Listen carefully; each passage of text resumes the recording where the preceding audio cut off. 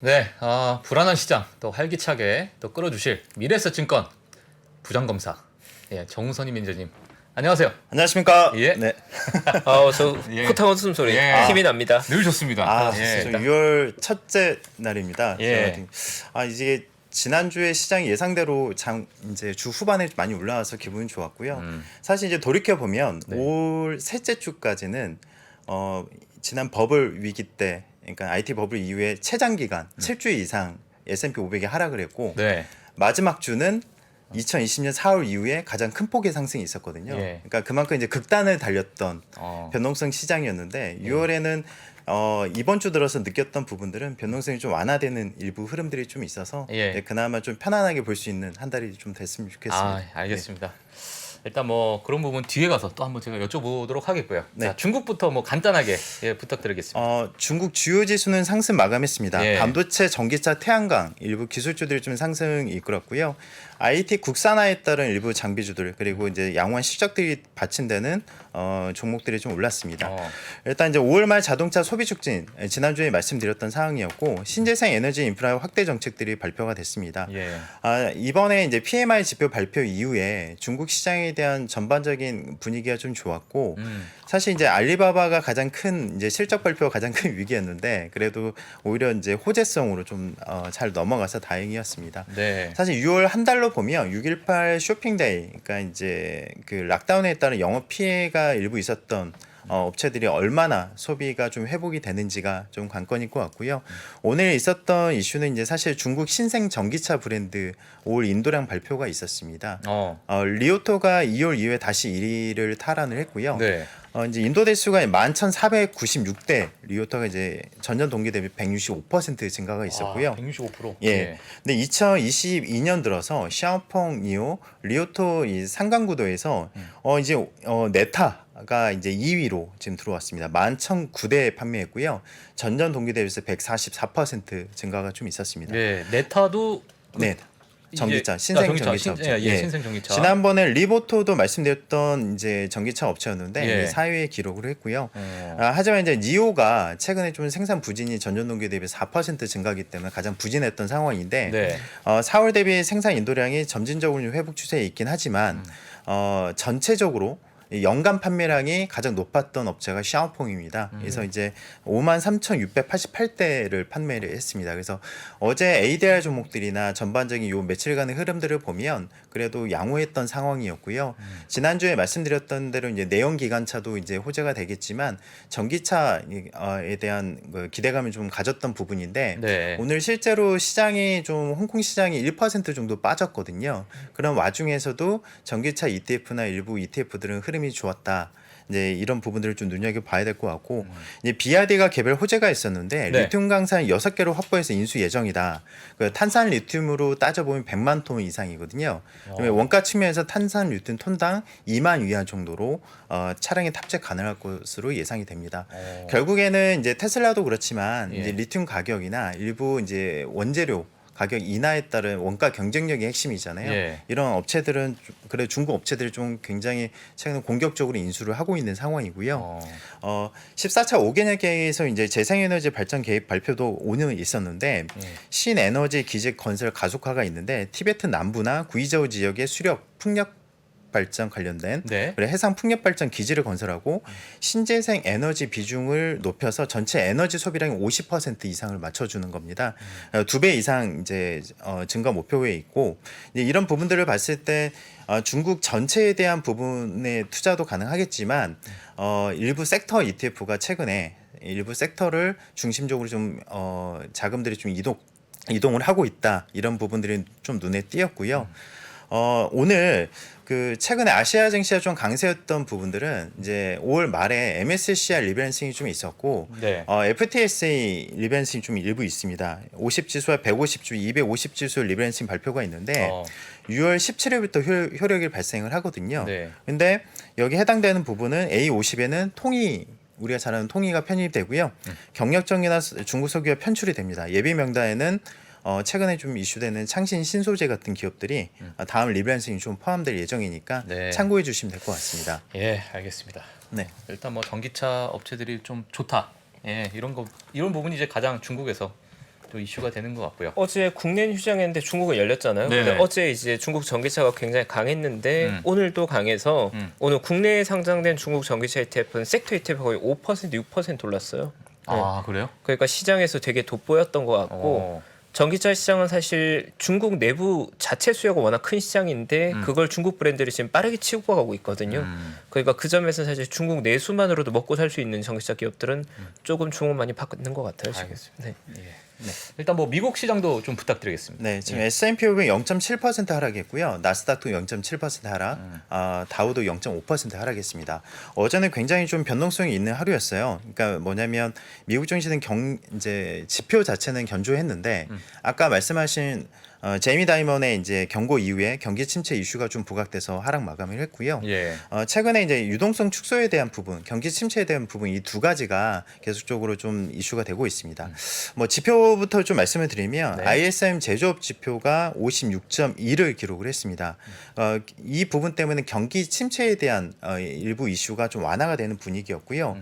신규 주문이나 재고 지수 스프레드도 마이너스 0.8포인트 그리고 제일 중요하게 보는 게 신규 주문 지수, 신규 수주 지수가 55.1을 기록을 했습니다. 네. 네, 2월 이후에 최고치를 개선했고요. 이게 사실 그 신규 주문 같은 경우는 우리나라로 따지면은 수출 지표에서 6개월 선행하는 지표거든요. 어. 예, 우리나라 시장을 볼 때도 굉장히 좀 중요한 지표입니다. 예. 그래서 이제 참고로 한번 보시면 될 것 네, 같고요. 최고치로 개선했다는 것 자체가 지금 이런 네, 수출이나 좋아지고 있다. 많이 좋아지고 있다. 예, 맞습니다. 예. 근데 이제 이게 락다운이 이제 중국에서 해제가 되면 예. 더 좋아질 가능성이 높은 거죠. 어. 그래서 노동의 타이트함이나 이제 피크업, 뭐 인플레이션 관련된 이슈도 있지만 이 부분이 평소에는 호재였을 텐데 네. 어제는 시장의 하락을 유발했던 부분들은 그래 경제가 좋으니 더 긴축으로 가는 게 아니냐 또 이런 부분들로 또 긴축에 대한 걱정으로 또 해석이 됐거든요. 예. 하지만 이제 제일 중요한 게 제가 항상 누차 강조하지만 아무리 다른 얘기를 하더라도 저는 경기 하나를 보는데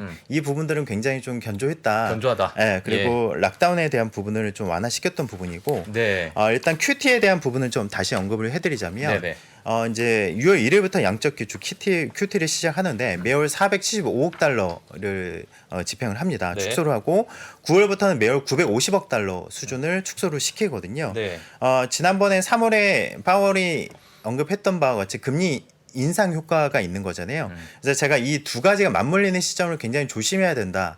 그러면 과거에 이제 사례에서 과연 QT가 시작될 때 급단적인 주가 퍼포먼스가 있었느냐 이 부분들을 보면 2017년 9월 FMC 양적 긴축 발표 이후에 10월부터 시행을 했거든요. 네. 근데 오히려 이때는 떨어지지 않았습니다. 오히려 사상 최고가를 갔거든요. 그때는 실적과 트럼프의 세제 개편 관련된 이슈가 더 컸기 때문에 예. 오히려 다른 이슈에 좀 묻혔던 상황이었고요. 예. 2019년 3월에 파월이 이제 양적 긴축 종료를 시사하는 발언을 했거든요. 예. 그 이후부터 주가가 더 내려왔던 거는 장단기 금리차 역전이 그때 이제 발생을 했던 거였고 예. 당연히 이제 경기를 더 반영을 했다는 겁니다. 그래서 제가 이제 강조하고자 하는 거는 QT를 너무 겁먹지는 말자. 다만 시점에 대한 차이가 있고 그때와의 차이점은 더 빠르고 규모가 크기 때문에 좀 우리가 경계를 해야 된다는 거는 동의를 하지만 이 뭐 대세 하락을 이끌 만큼의 이런 부분은 아니다. 다만 저는 이제 이 부분들까지도 지난달 그러니까 예. 5월에 많이 반영이 됐다고 생각을 하거든요. 예. 시장이 워낙에 빨리 움직이기 때문에 예. 그래서 제이미 다이먼 CEO도 양적 긴축과 이런 상품 가격 상승을 좀 우려하고 있었고 유가가 150불에서 175불 이상을 가는 게 아니냐 예. 좀 이런 내용들이 좀 예. 있었습니다. 어떻게 생각하십니까? 저는 개인적으로 그 수급상에 지금 좀 문제가 있는 거죠. 예. 수요는 사실 이제 어떻게 보면 가격이 높아지면 떨어지게 돼 있는데 예. 공급단의 문제라고 저는 계속 강조를 하고 있고요. 예.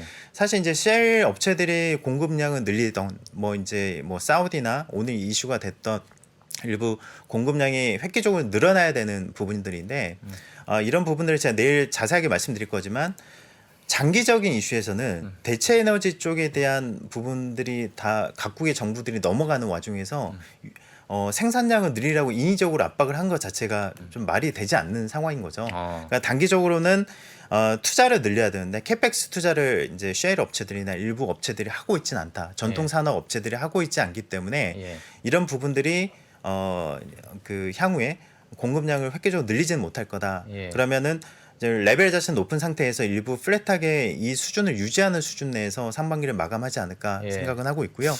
예. 어제 좀 이슈가 됐던 부분들은 이제 블러드 세인트 루이스 연은 총재가 네. 예, 중립금리 3.5%를 언급을 한 거는 악재였는데 경기 침체 가능성에 대해서는 회의적이라고 언급을 했거든요. 그래서 미국 증시가 낙폭을 좀 축소했던 부분이었고 미국 경제에 대한 직접적인 부담이 될 것으로 보이지 않는다고 이제 오히려 다이먼과 반대되는 의견들이 좀 있었습니다. 예. 이번에는 우리 블러드 형께서 예. 구원투수로 이제 등판을 해주셨고요. 아이. 메리데일 샌프란시스코 연은 총재도 마찬가지로 예. 경기 침체 가능성은 낮고 이제 앞으로 이제 인플레이션이 정점을 찍었다는 주장을 했기 때문에 예. 이제 우리가 이제 지금 준비하고 있는 게 또 뭐죠? 6월에 FOMC를 또 준비하고 있는 입장에서는 예. 그래도 좀 완화적인 부분들이 좀 있었고요. 예. 달러 인덱스가 제 강세에 따라서 국채 수익률 상승 그리고 나스닥 지수나 일부 기술주의 이제 부진이 좀 이어졌지만 그래도 어제 베이지북 발표가 또 일부 있었거든요. 예. 사실 이제 베이지북 발표는 FOMC에 이제 영향을 미칠 만한 여러 요인들을 한번 또 점검할 수 있었던 차원에서는 긍정적이었는데 베이지북을 통해서 전체 12곳 중에 3개 지역의 경기 침체에 대한 우려를 표명을 했습니다. 전반적으로 경제 성장을 언급을 했는데 대부분의 지역에서 제조업 성장이 이어지고 있다. 경기에 대한 자신감을 표명을 했고요. 네. 이제 소비는 높은 가격으로 약간의 완화를 보이고 있지만 타이트한 노동 시야나 이런 부분들이 좀 완화되고 있는 흐름들이 좀 부각이 됐습니다. 그래서 결론적으로는 타이트한 고용과 인플레이션 정점 이슈를 시사하는 여러 멘트들이 좀 있었기 때문에 네. 시장에는 좀 긍정적이고 우리가 이제 FOMC를 맞이할 때 좀 더 긴장감 있는 항상 긴장감 있게 맞이를 했었는데 좀 덜하지 않을까 이번에는 그런 부분 좀 기대할 수 있는 예. 내용들이었습니다. 예. 제이미 다이먼 CEO 빼고 전부 다 좋은 얘기만 하고 있습니다. 기분이 좋네요. 예. 네. 다 완화된다. 경기 침체 이제 그런 부분 좀 회의적으로 본다. 그래서 저는 연준도 진짜 내놓으라는 천재들이 다 거기 있을 거 아니에요. 진짜 경제 관련해서 이런 발표한다는 것 자체가 저는 안 올 것 같다는 생각이 좀 들고 저는 그 생각이 들었어요. 그러니까 만약에 대세 하락이 아니다라고 생각이 하신다고 하셨잖아요 아까 전에. 저는 이제 개인적으로 시장 자체를 보시면 W자 반등을 좀 생각을 하고 있었고, W자. 예, 지난주에 이제 주 후반에 지표가 긍정적인 수준에서 발표가 된다면, 예. 이제 사실 이제 꼭지점을 어디에 두느냐에 따라서 플랜 B까지도 생각은 하고 있긴 하지만 예. 지금은 일단 일부 종목들은 개별 종목 장세를 좀 이어간다고 저는 생각을 하고 있거든요. 그러니까 지금 시장 전체를 볼 게 아니라 어제도 시장에서 이런 부분들이 좀 일부 있었습니다. 예. 왜냐하면 아마존이 어제 4% 상승이 있었고 주식 분할을 앞두고 이제 5거래 연속 상승이 있었잖아요. 다음 주 월요일부터 이제 분할될 건데 이제 클라우드 산업에서 성장 수혜를 입을 거다. 그래서 애플, 알파벳, 마이크로소프트 대형 기술주 중에 일부는 상승이 있었고 사실 지금 비트코인 때문에 지금 테슬라나 엔비디아에 대한 확신이 없기 때문에 전체 기술주가 후반에 좀 약해지는 상황인데 예. 골드만삭스가 마이크로소프트에서 두 자릿수 성장이 가능하다고 언급이 있었습니다. 올해 소프트웨어주가 급락하는 매수 기회를 맞이하고 있고 마이크로소프트를 좀 추천을 했고요. 네네. 마이크로소프트는 1에서 3분기에 실적도 좋지만 4에서 6월에 이제 가이던스도 굉장히 시장이 기대했던 것보다는 좋을 것 같습니다. 예. 그래서 일단은 가장 그 매출의 성장률이나 그리고 두 자릿 성장, EPS 성장률을 보면 좀 가장 긍정적이지 않을까. 그래서 개인적으로도 가장 좀 기대를 하는 상황이고요. 이제 이런 부분과 맞물려서 세일즈포스도 실적이 좋았거든요. 어제 많이 네. 상승했죠. 예. 그래 매출과 이익 훼손에 대한 이제 여러 우려되는 시선들이 좀 있었는데 이제 결론적으로 말씀드리면 비용 효율화 때문에 올랐고요. 예. 이제 어차피 대세 상승은 전반적인 기업들이 효율화, 뭐 자동화, 뭐 디지털화에 따른 수요가 늘어날 수밖에 없었던 부분이었고 오히려 이제 이런 부분들로 인해서 최근에 빅테크 쪽에서 코스트에 대한 우려감들이 있었잖아요. 이런 부분들 때문에 고용에 대한 부분들이 가장 보수적으로 좀 집행이 되고 있는데 네. 세일즈포스는 고용에 대한 의지를 나타낸 점이 그런 미래 성장에 대한 부분들, 매출에 대한 부분이 자신 있는 게 아니냐.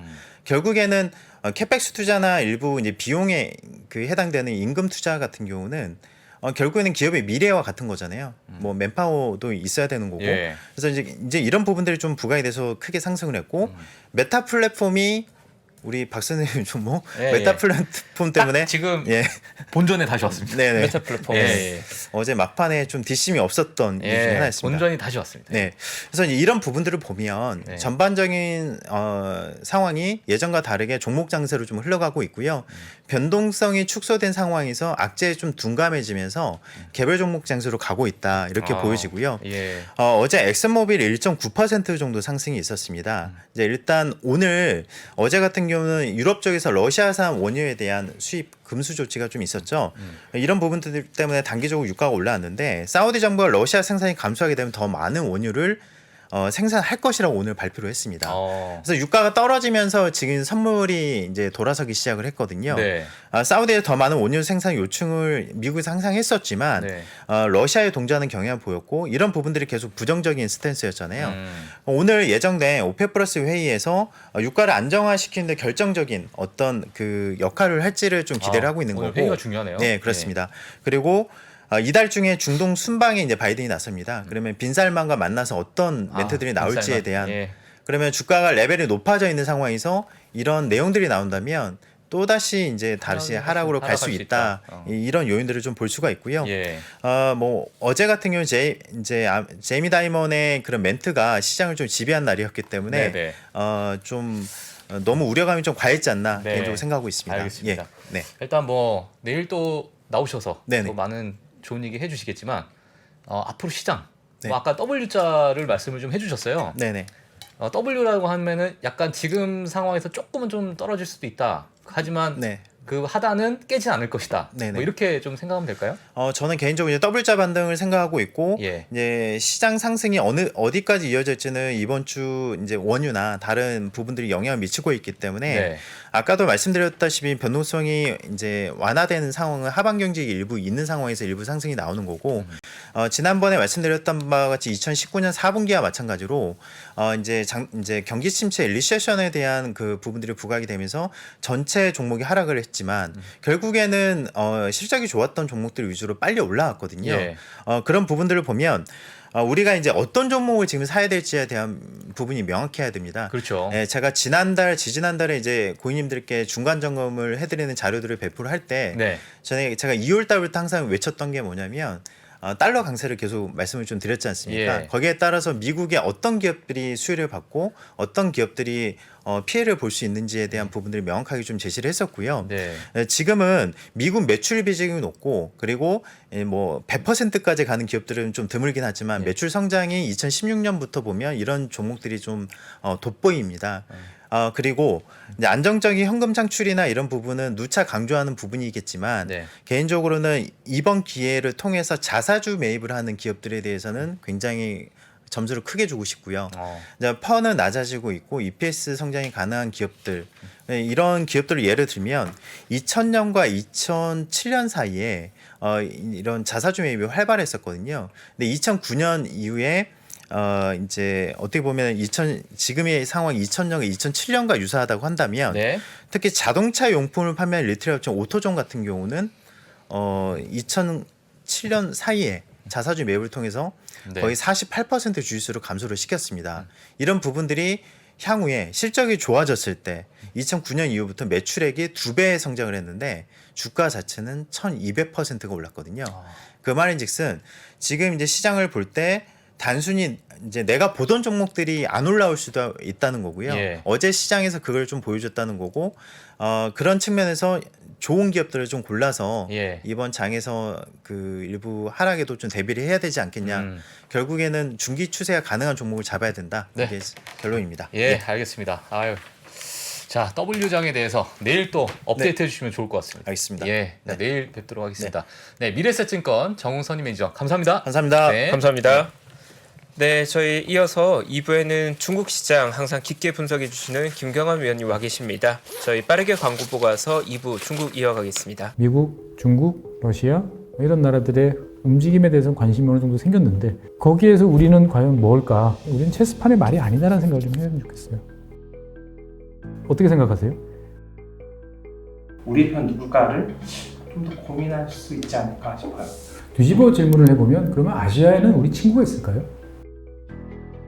제가 지구본연구소 진행하면서 사실은 되게 마음에 걸리는 이만한 짐이 하나 있어요. 우리 옆에 있는 동남아를 내가 모른다. 우리가 처해 있는 아시아라는 지역을 자꾸 방관하고 유럽이나 미국의 어떤 시각에 맞춰가지고 그런 이제 개별적인 지식 이런 것들이 묶여가지고 큰 흐름들을 만들어내는 이야기, 그런 경험.